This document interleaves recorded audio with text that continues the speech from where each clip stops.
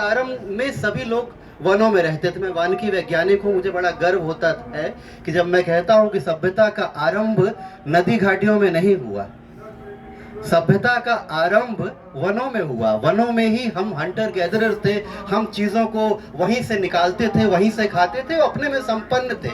और WHO कहता है कि भारतवर्ष क्या विश्व में जितनी भी जनजातियां हैं, जितनी भी इंडिजिनस प्रजातियां हैं, उनके अंदर माल न्यूट्रिशन कभी नहीं देखा जाता, क्योंकि वो अपने संसाधनों का व्यापक उपयोग करते हैं। इस प्रकार से भोजन पद्धतियां हैं, इस प्रकार से उनकी स्थानिक चिकित्सा पद्धति है, जिनको लेकर वो अपने शरीर और स्वास्थ्य के प्रति सदैव सजग रहे हैं। इस स्थिति में महत्वपूर्ण ये हो जाता है कि जैव विविधता के स्तर पर वैज्ञानिकों को कार्य ये करना है कि हम बीजों के बारे में अनुसंधान करें।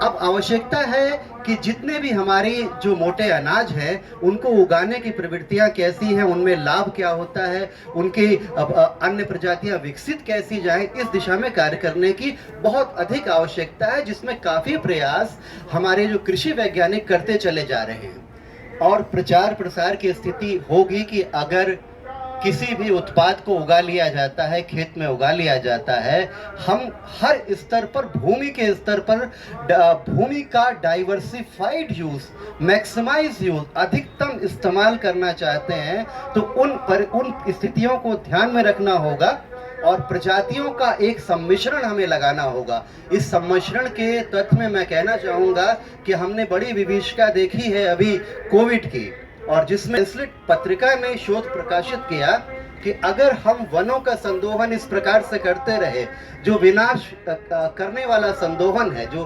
अनसस्टेनेबल हार्वेस्टिंग है और यूज है, तो अभी तो एक बीमारी साल में जंगल से निकलकर आदमियों के बीच में चली आई है।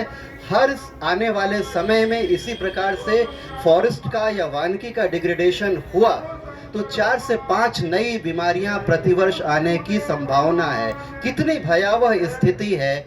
हम ना अपने जंगल बचा पा रहे हैं, ना जंगलों से आने वाले खाद्यान्न को बचा पा रहे हैं, ना उनका उपयोग कर पा रहे हैं। साथ ही हमने बहुत, हमारे औषधीय पौधे हैं, बहुत सारे ऐसे संसाधन हैं, उनको उपयोग के बिना छोड़ दिया है। जंगल से नोचने का कार्य कर रहे हैं, उनसे प्रोडक्ट या प्रोसेस डेवलपमेंट का, वैल्यू एडिशन का कोई कार्य नहीं करते। हमें ये जितने मोटे अनाज हैं, इनका भी वैल्यू एडिशन और प्रोडक्ट डेवलपमेंट पे बहुत अधिक कार्य करने की आवश्यकता है। तभी किसानों को मदद मिलेगी, तभी स्थानीय स्तर पर व्यापारियों की समृद्धि होगी, और तभी विश्व के मानचित्र पर, जिस प्रकार से आज BD सिंह साहब ने कहा कि 8वीं स्थिति में गेहूं के हम निर्यातक में हैं, तो मिलेट की स्थिति में तो उससे आगे होना चाहिए हमको निश्चित रूप से, क्योंकि हमारे यहाँ का संसाधन है। भारतवर्ष की जलवायु ऐसी है कि हर क्षेत्र में खराब से खराब जो भूमि है वहां पर ये मोटा अनाज उग जाता है।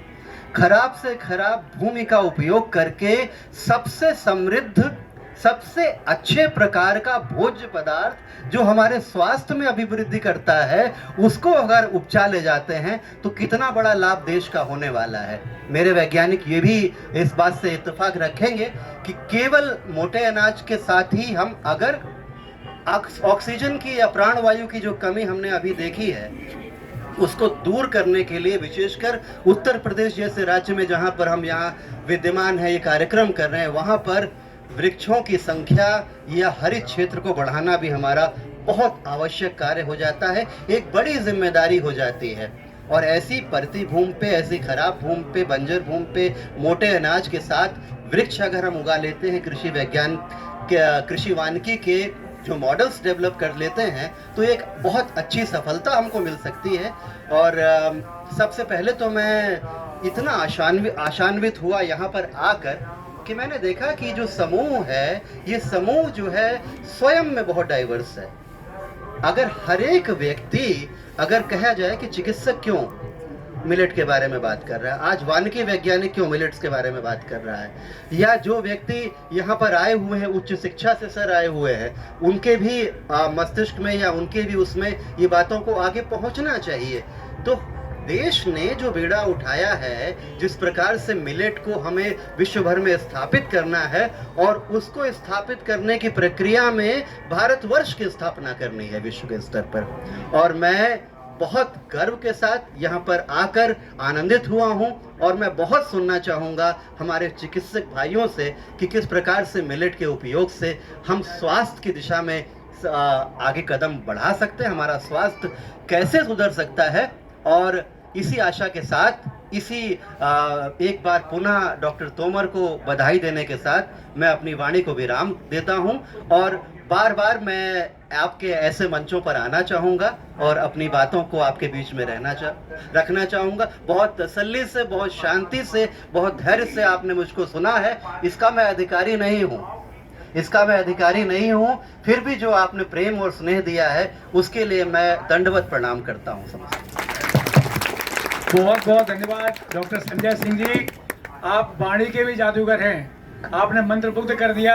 और मैं आपको सुनना था हमारे मुख्य अतिथि के जस्ट पहले, परिश्रम आपका ही मुख्य व्याख्यान था, लेकिन कुछ क्रम में परिवर्तन हुआ। एनीवे, तो आपने बहुत अच्छी अच्छी चीज़ें सुनी।